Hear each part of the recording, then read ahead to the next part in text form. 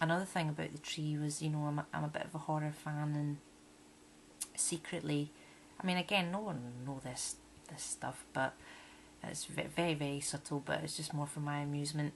Um, I wanted to see a woman stab a tree. She didn't really stab a tree, and we had to get like permission from the Forestry Commission, even just to film in the woods and stuff there. We didn't need to, but I wanted to because that's how I like to roll. But yeah, it was a effect. You know, we made it look like she was stabbing the tree. But the stabbing of the tree for Amy is, well, first of all, it's supposed to be a joke. Like, it's supposed to be funny because you find out later that she's a forest ranger, and she's like one of the most terrible forest rangers. If you go around licking and defacing and cutting up trees, that's really not, you know, that would get you some points off at your, you know, end of year review or whatever as a forest ranger. So there was a slight humour in that for me there. The second thing is obviously it's a release for her because she goes on the hunts, she does all the work and goes on the hunts and gets the flesh and cuts up. You know, she literally is the she-wolf's bitch. And yet she gets none of the, you know, she gets no orgasm, she gets no, you know, she gets no feed afterwards. It's almost like it's all that, but just disappointment at the end. Nothing, you know. So the stabbing of the tree for her is also, she's you know, she's running through her mind the bit. There's a bit where, and it's one of my favourite parts of the film, where the girls are kind of like trying to get, you know, Ben to go up the stairs, and it's this dance that happens between the actors, and they play it out beautifully, and a great music with that as well, from the Ballad of Mabel Wong, which is they're friends of Rossi's from Kuzlik Media. He found that band and or contacted them and asked them if we could get some music. It was Rory McIntyre. And that is just an amazing musical sound and score for this part of the movie. But anyway, there's this kind of dance going on between the three of them, and there's a bit where Amy sort of licks, you know, she goes behind the guy and puts her hand in front of his eyes, you know, because it's this sort of deprivation of senses and things like that, and then she's or not deprivation of senses, and then she sort of licks his neck. And again, that's, in retrospect, that's another thing I would have done a real good close-up of, because I did do it when she's at the tree. She sort of licks the tree at the beginning, and you don't know why she's doing that, you just might think she's nuts. But subtly that was supposed to be, you know, when you get to the end of the film and you see her licking the guy's neck, it's almost like this is her kind of playing through that whole dance, and when she does it to the tree and stuff like that, but then she stabs the tree, and that's almost like she gets some kind of strange psychological release from that, which is what she doesn't get to have, you know, on the night after this seductive dance happens up to the bedroom chamber, and she's kind of left outside going so there's that element of it as well. And then the final one, as I say, as a horror fan, just a bit jokey for me, is it's kind of a bit of revenge for Cheryl Williams and every woman that's ever had to watch that particular scene in The Evil Dead. Which, I love that film. Like, I love that film, but you know, let's be fair, it's not a nice scene, and many of us have probably crossed our legs watching it. It's quite horrific, and it was, you know, if you ever get a chance to, you know, if you're ever getting a chance to make a short horror film and you want to kind of give a nod and a wink to, you know, to someone that you really whose work you really admire, you know. And I mean, there was actually quite a lot of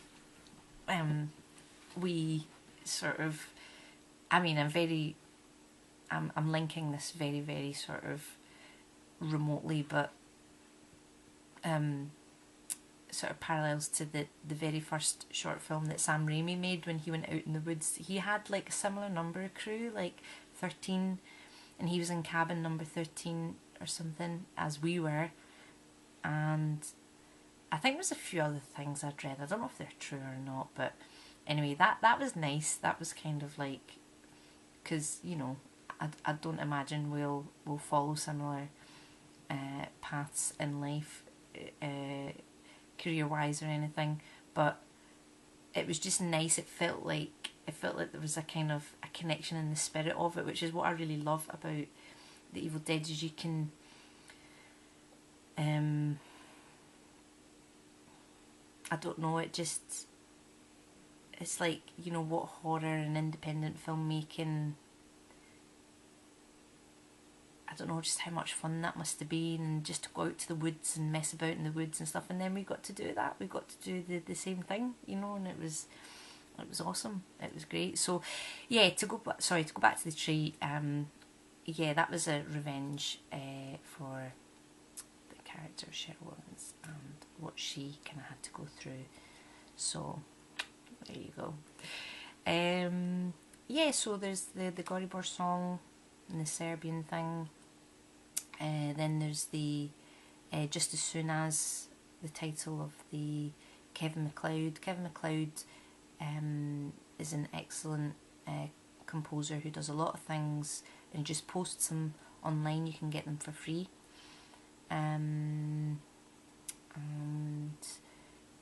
Yeah, that had a real jazz feel. So that was Ivana coming through in the bar scene as Amy goes into the bar to get her first victim. And then, yeah, after that we move on to, I mean, we've got the beautiful, beautiful score of James Gray throughout,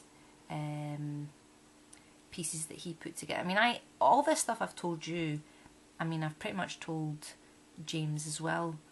And James came onto this project through basically seeing, on my first visit up to Delavich, I think I'd put a little press release on the advice of Jeannie Connor, who was a lady who brought me into Delavich and brought me into that community in the first place. I went up, you know, about 7 months before even filming, and she, you know, she kind of introduced me to everybody and so on. And she said, oh, you should probably do a wee press release and just, you know, even just saying that you're coming up to have a look and as a potential location and stuff, and it'll just get a little bit of a buzz started on it and things. And I thought, well, I was a bit shy. I was like, well, really? I was like, well, it's just me coming up to have a look around, you know, it's not, you know, like, I just felt a bit weird, like, that just me visiting, it's, you know, because I thought, it's not like I'm bringing, like, you know, Hollywood trailers and all that kind of thing.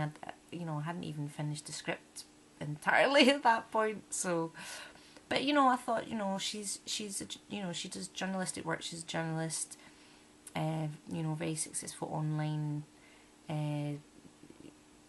you know, writer, and,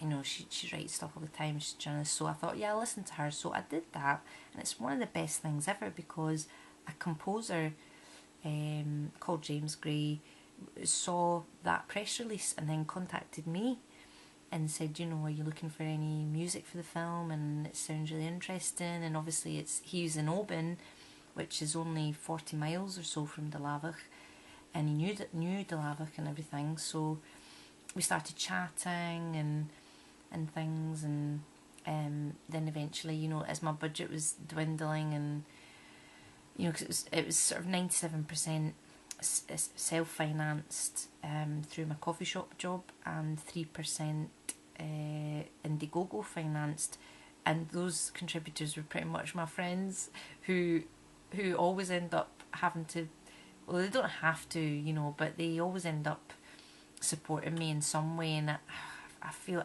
really uncomfortable asking for money and things, especially friends, because they just seem to, you know, it makes me uncomfortable. But anyway, we got some really good donations through that. Like really, really good. 3% doesn't sound a lot, but it was a lot to me. A lot, you know, and to all of us, really, it really meant a lot. And yeah, so, excuse me. I said, oh, I'm really sorry, James. You know, I love your work, and I know we've been chatting and stuff, but I just, like, the money I've got left, I need to sort of save it for food for the crew and pay for the petrol and the accommodation and things. And he says, oh, he says, tell you what, I'll do it for free. And I was like, what? He's like, yeah, I'll do it for free. I really like the sound of the project. And I was like, wow, that's incredible, because he, you know, he went off and he got like Spanish guitarist and a choir and did it all in his own studio and stuff like that. And I was like, this is incredible. This is like, you know, just, it was a lot of very good fortune. For the whole project, like people lending us stuff, and just the time that, you know, my crew put in. They came to every single stupid little pre-production meeting, which was really just a manifestation of my own, you know, sort of neurosis and anal planning and things like that. But they came to everyone with enthusiasm and, you know, professionalism and input, and you know, and just people doing work on this far longer than probably they do on other short films, and especially, you know, without payment on this one as well. It's, you know, a lot of favours. Anyway, music. So yes, so we had James on board then, and we also had Wrong Note on board, who are a Glasgow band, and their song appears at the very end of the film, because I like, you know, the sort of thing where I think it's called like the smiley face sort of theory, where you start something with a big high tempo, high beat thing that gets people in, and then like maybe you can bring it down, but then, you know, really it's good to end on a high and a good punchy number, and there's a song of theirs called Heart of a Rat, which, I mean, I just love Wrong Note anyway. I love all their songs, and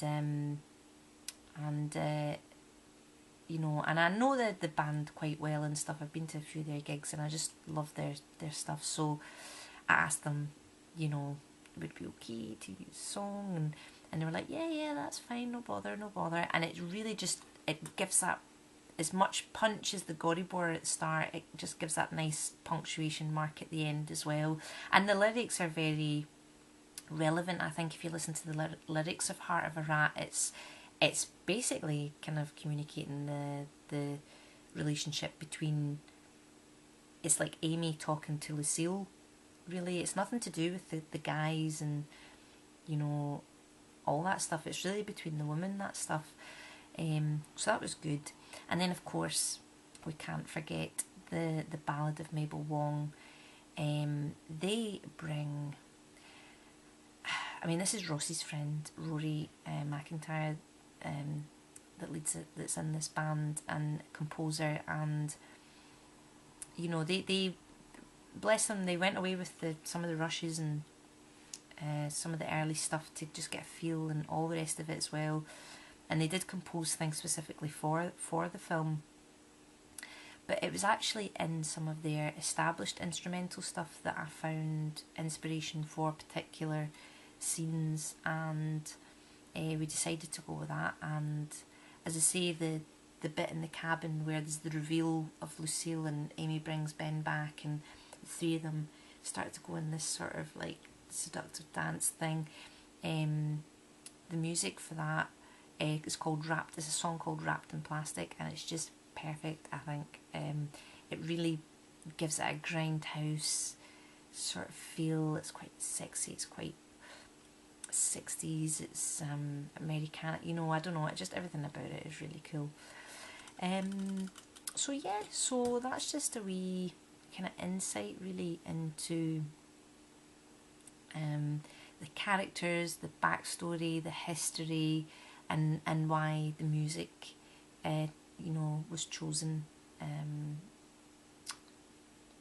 you know, as it was.